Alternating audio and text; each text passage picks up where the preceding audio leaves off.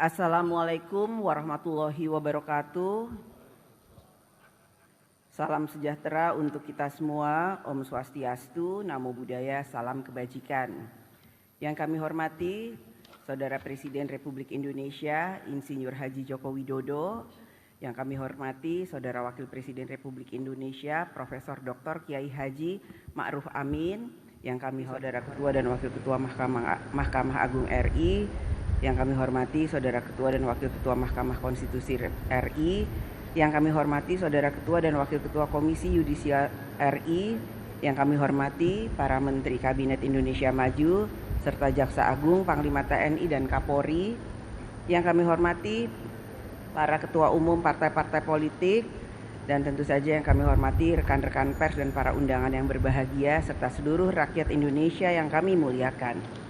Berdasarkan catatan Sekretariat Jenderal DPR RI, telah hadir sebanyak 409 anggota terdiri dari seluruh unsur fraksi DPR RI, maka quorum telah tercapai dan dengan mengucap Bismillahirrohmanirrohim, perkenankan kami selaku pimpinan Dewan membuka rapat paripurna DPR RI yang ke-1 masa persidangan pertama tahun sidang 2024-2025 pada akhir periode keanggotaan tahun 2019-2024 hari Jumat tanggal 16 Agustus 2024 dan kami nyatakan dibuka dan terbuka untuk umum.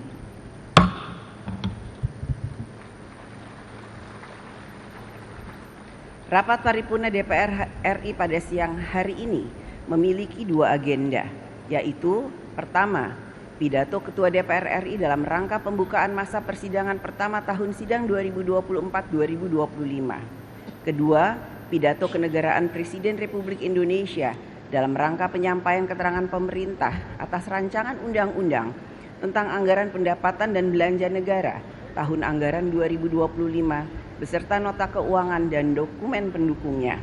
Untuk itu, izinkan saya menyampaikan pidato pembukaan masa persidangan pertama tahun sidang 2024-2025 dari atas podium.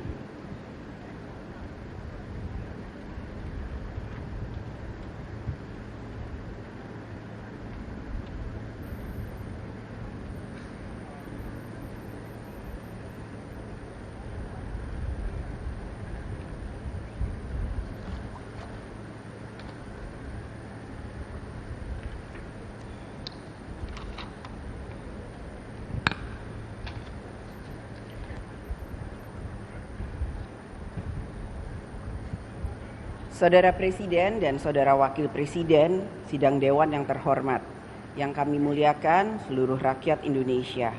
Puji syukur kehadirat Allah Subhanahu wa Ta'ala, Tuhan yang Maha Esa, atas segala rahmat dan karunia-Nya. Pada siang hari ini kita dapat melaksanakan tugas konstitusional pada rapat paripurna DPR RI dalam rangka pembukaan masa persidangan 1 tahun sidang 2024-2025. Masa persidangan ini merupakan masa sidang yang terakhir bagi anggota DPR RI periode tahun 2019-2024.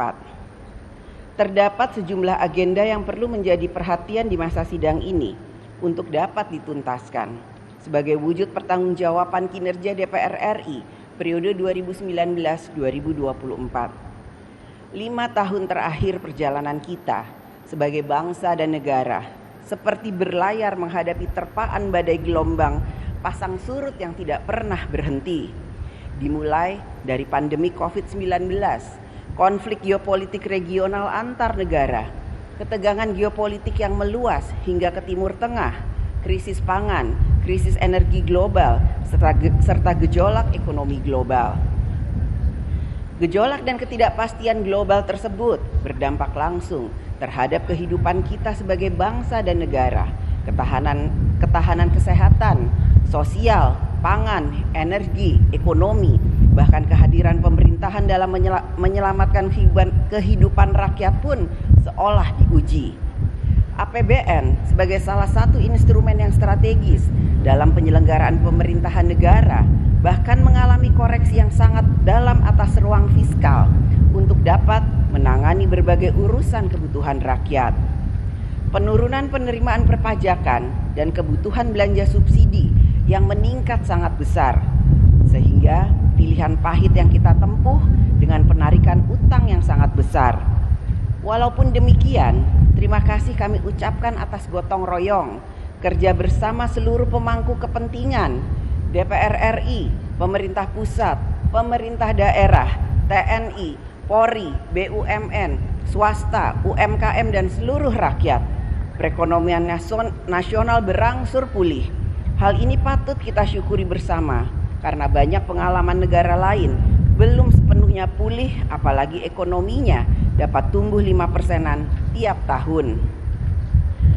Pembangunan nasional, walaupun disertai berbagai tantangan, telah berhasil memajukan Indonesia, khususnya dalam pembangunan infrastruktur yang masif. Akan tetapi, di tengah semaraknya pembangunan lahiriah ini, kita justru kurang merawat pembangunan karakter bangsa. Pembangunan karakter bangsa yang memiliki integritas dan etos kerja belum dirasakan dalam keseharian hidup berbangsa dan bernegara.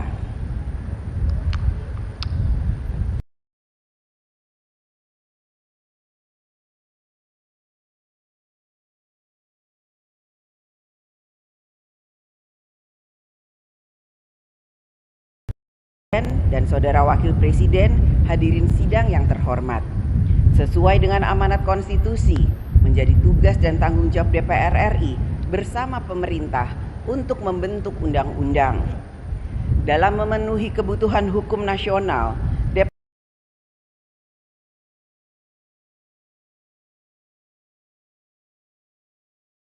sesuai dengan amanat konstitusi, menjadi tugas dan tanggung jawab DPR RI bersama pemerintah untuk membentuk undang-undang. Dalam memenuhi kebutuhan hukum nasional, DPR RI bersama pemerintah harus memiliki komitmen yang kuat dalam menyusun substansi undang-undang agar berisikan keberpihakan kepada rakyat, mengutamakan kepentingan nasional, menjaga persatuan dan kesatuan, serta selaras dengan Undang-Undang Dasar Negara Republik Indonesia tahun 1945. Tanpa komitmen ini, maka undang-undang dapat menjadi jalan untuk melegitimasi kekuasaan yang sewenang-wenang, menciptakan ketidakadilan sosial. Undang-undang dapat menjadi alat untuk membajak kekuasaan untuk kepentingan tertentu. Oleh karena itu, dalam memastikan bahwa suatu pembentukan undang-undang merupakan kepentingan bangsa dan negara, kepentingan-kepentingan yang lebih besar, maka dalam membentuk undang-undang harus dilakukan meaningful participation, yaitu melibatkan kalangan masyarakat yang berkepentingan dan atau terdampak atas pengaturan oleh undang-undang.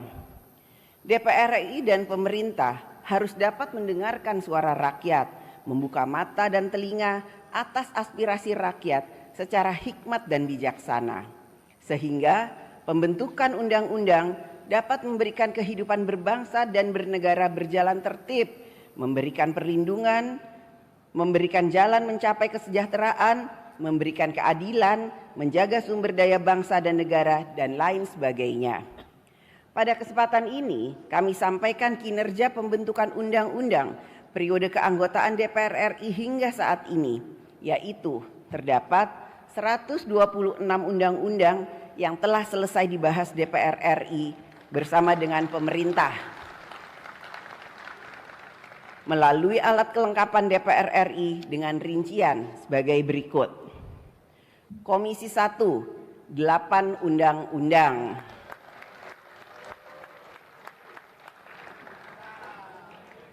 Komisi 2, 80 undang-undang.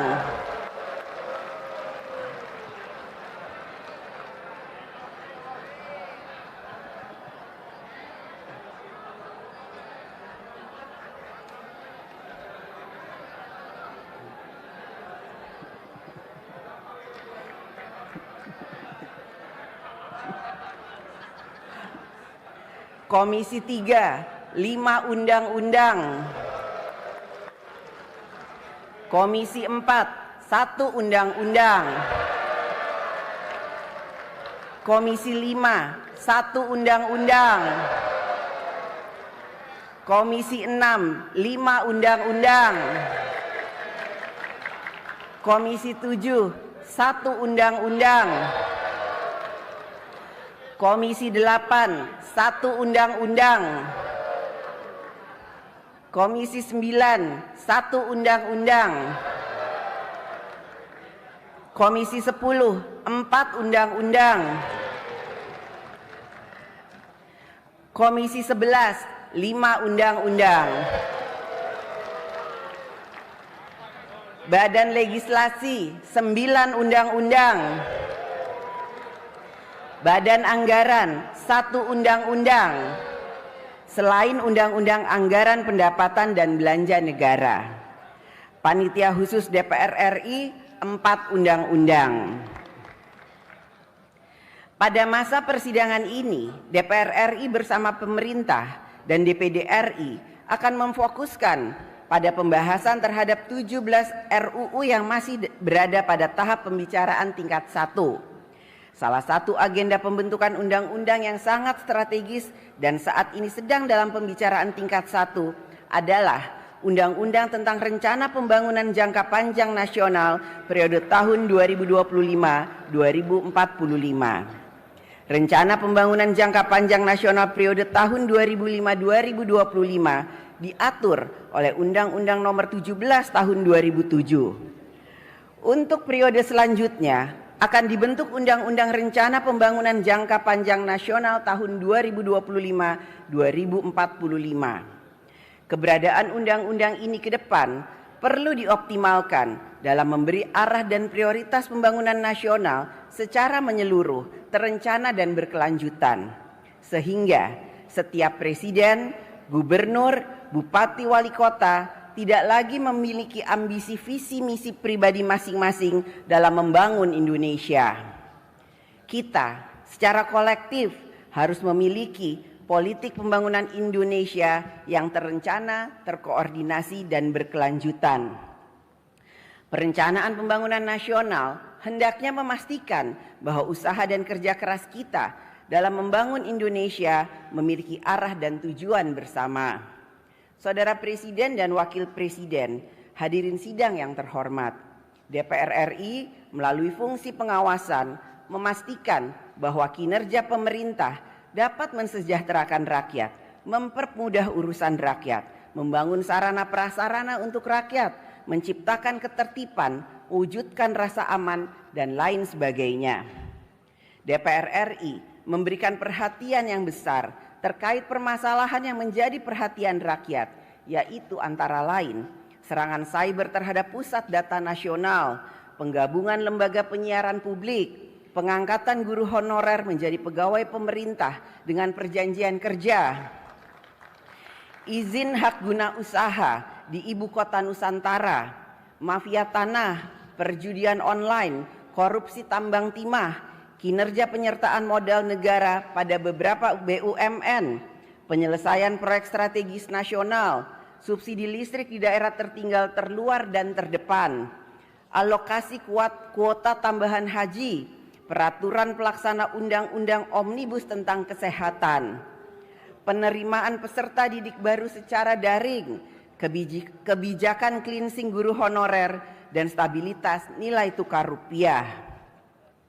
DPR RI juga memberikan perhatian pada persiapan penyelenggaraan pemilihan kepala daerah yang akan dilaksanakan pada tanggal 27 November 2024 yang akan datang.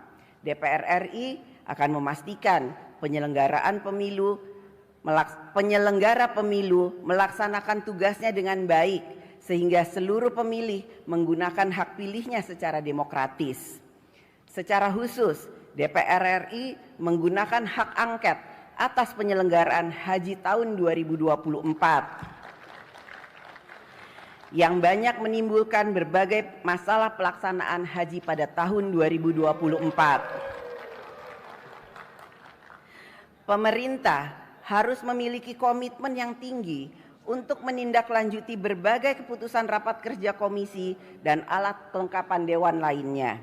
Komitmen pemerintah tersebut menunjukkan bahwa terdapat saling menghormati kewenangan antara lembaga eksekutif dan legislatif. Prinsip checks and balances di antara cabang-cabang kekuasaan negara, eksekutif, legislatif, dan yudikatif telah diamanatkan di dalam konstitusi, bahkan diperkuat sejak amandemen pasca reformasi. Kita dapat menikmati bagaimana prinsip check and balances, cabang-cabang kekuasaan dilaksanakan dari masa ke masa sebelum reformasi. Prinsip checks and balances tersebut dapat berjalan efektif apabila kelembagaan demokrasi berada di alam yang demokratis. Kehidupan demokrasi membutuhkan kelembagaan demokrasi yang sehat.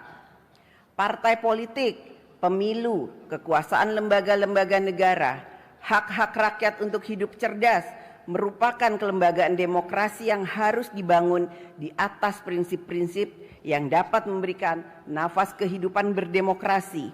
Tanpa itu, maka demokrasi tidak akan berjalan. Pada kesempatan ini, saya menyampaikan apresiasi yang dalam dan ucapan terima kasih kepada media, wartawan, dan jurnalis yang juga telah ikut melaksanakan fungsi kontrol sosial atas penyelenggaraan pemerintahan negara, termasuk terhadap DPR RI. Kepada media, rakyat juga menitipkan harapan agar dapat ikut mengawal demokrasi, mengawal jalannya kedaulatan rakyat melalui media yang mencerdaskan kehidupan bangsa. Menjadi tugas sejarah kita bersama, DPR RI dan pemerintah, untuk mewujudkan kedaulatan rakyat yang memberikan kehidupan rakyat yang semakin baik, hidup lebih sejahtera, nyaman, mudah dalam berbagai urusan, dan negara selalu hadir untuk rakyat. Saudara Presiden dan Saudara Wakil Presiden, hadirin sidang yang terhormat, DPR RI melalui tugas diplomasi menjalankan misi dan komitmen dalam membangun dunia yang lebih baik. Dunia dengan tatanan sosial, ekonomi, serta politik yang humanis, berkeadilan sosial, damai, dan melestarikan sumber daya alam serta lingkungan. Selama periode 2019-2024 ini, DPR RI telah berperan aktif dalam forum internasional yang ditunjukkan dengan kepemimpinan DPR RI dalam forum-forum internasional. Serangkaian kegiatan diplomasi tersebut dilakukan oleh DPR RI untuk memperkuat politik luar negeri Indonesia dan posisi Indonesia dalam memperjuangkan kepentingan nasional. Saudara Presiden dan Saudara Wakil Presiden, hadirin sidang yang terhormat, agenda kedua pada siang hari ini adalah pidato Presiden Republik Indonesia dalam penyampaian keterangan pemerintah atas rancangan undang-undang tentang anggaran pendapatan dan belanja negara APBN tahun anggaran 2025 beserta nota keuangannya. APBN tahun anggaran 2025 berada pada masa transisi pemerintahan, sehingga penyusunannya juga khusus sebagaimana diatur di dalam Undang-Undang Nomor 17 Tahun 2007 tentang Rencana Pembangunan Jangka Panjang Nasional tahun 2005-2025, yaitu Presiden yang sedang memerintah pada tahun terakhir pemerintahannya diwajibkan menyusun rencana kerja pemerintah untuk tahun pertama periode pemerintahan presiden berikutnya. Presiden terpilih periode berikutnya tetap mempunyai ruang gerak yang luas untuk menyempurnakan rencana kerja pemerintah dan APBN pada tahun pertama pemerintahannya melalui mekanisme perubahan APBN atau APBNP. Tahun 2025 merupakan tahun pertama dari pemerintahan baru, sehingga pemerintahan baru tersebut memiliki program-program yang sudah harus dijalankan sejak tahun pertamanya. Oleh karena itu, di dalam pembahasan kerangka ekonomi makro dan pokok-pokok kebijakan fiskal APBN tahun 2025, DPR RI dan pemerintah bersepakat untuk tetap memberikan ruang yang seluas-luasnya bagi pemerintahan yang baru dalam menjalankan program kerjanya di tahun 2025. DPR RI bersama pemerintah telah melakukan pembahasan dan menyepakati kebijakan ekonomi makro, dan pokok-pokok kebijakan fiskal APBN tahun anggaran 2025 yang menjadi dasar penyusunan nota keuangan dan RUU RAPBN tahun 2025 beserta nota keuangan yang akan disampaikan oleh Saudara Presiden. Dana APBN berasal dari uang rakyat. Oleh karena itu, belanja negara harus lebih banyak dialokasikan dan efektif dalam memudahkan rakyat dalam mendapatkan pelayanan kesehatan, pendidikan, memperoleh pemberdayaan ekonomi, membangun sarana dan prasarana dalam mendukung kegiatan ekonomi rakyat, dan lain sebagainya yang pada pokoknya adalah penerima manfaat belanja negara adalah rakyat. Pemerintah harus dapat memiliki indikator yang terukur dari seluruh alokasi anggaran program di setiap kementerian dan lembaga yang menunjukkan bahwa belanja negara memenuhi kriteria belanja yang berkualitas atau spending better dan bukannya hanya sekedar lebih baik belanja atau better to spending. Pemerintah harus menyelesaikan berbagai persoalan struktural agar target pertumbuhan ekonomi yang lebih besar, agar Indonesia bisa keluar dari middle income trap.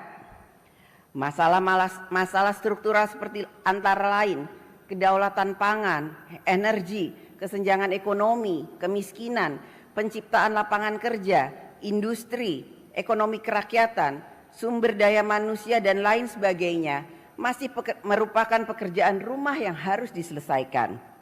Inilah tantangan kita ke depan yang harus mendapatkan penanganan yang efektif dari aspek kebijakan program, anggaran, tata kelola, dan sumber daya manusia pemerintahan. Pemerintah ke depan semakin dituntut untuk dapat menyelesaikan masalah struktural di berbagai bidang agar dapat menciptakan percepatan kemajuan dan kesejahteraan rakyat yang semakin inklusif. Saudara Presiden dan Saudara Wakil Presiden hadirin sidang yang terhormat, selama 79 tahun lamanya kita telah membangun kemajuan Indonesia untuk menciptakan dan mewujudkan cita-cita kemerdekaan.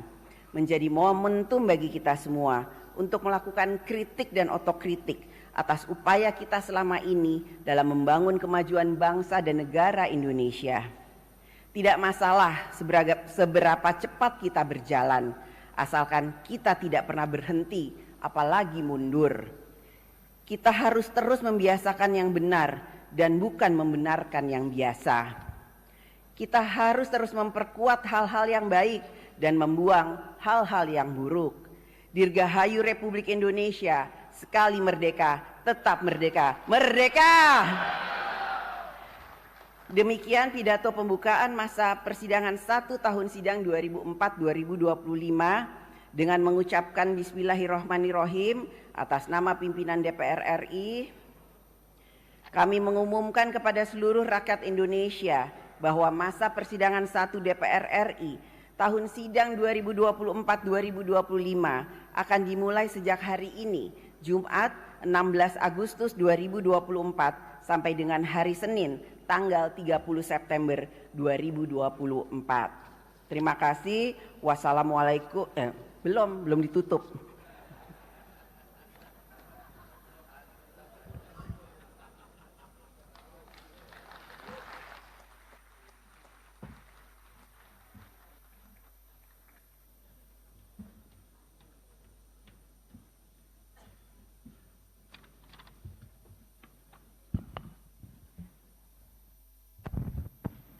Selanjutnya, marilah kita dengarkan pidato kenegaraan Presiden Republik Indonesia dalam rangka penyampaian keterangan pemerintah atas rancangan undang-undang tentang anggaran pendapatan dan belanja negara tahun anggaran 2025 beserta nota keuangan dan dokumen pendukungnya. Kepada Saudara Presiden, kami persilahkan.